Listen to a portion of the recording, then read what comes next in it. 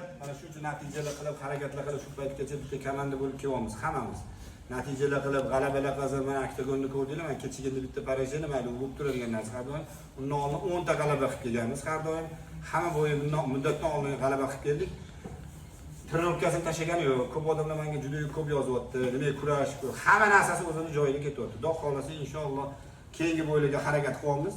Ozgina periyodlarimizni, lichenlarimizni olib, kurashlarimizni qilib, cho'tka qilib, hammasini tayyorgarlik qilyapti. Xudo xolasa zo'r natijalar bilan chiqadi. Bobur tashamadi. Nimaga kelajagi bu sport. Endi pikka kelgan paytda hech qachon sport tashlamaydi. Shuning uchun hamma ko'rayotganlar, bizlarning masjidda ko'pchilik har xil gaplar yozyapsizlar.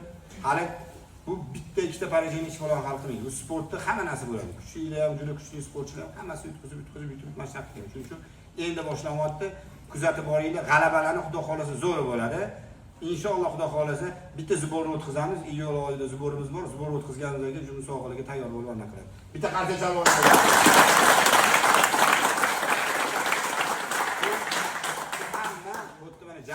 Jamshidga nima bo'yi esladim deydi. Shunidagi farqi nima bilganligi bo'pti bo'lgan. Hammamiz bitta oilamiz.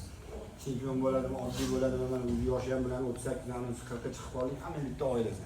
Ko'cha-kuyda yurganingda bir-biridan oq-ko'ka bo'lib yur. Bir-biringga yordam ber, qo'lingdan kelyaptimi yordam ber. Bu sport qanaqadan vaqtinchalik. Mana 40 ga chiqqanlari misol uchun qarib qo'ygan bo'lsa, kelib turib quvvat.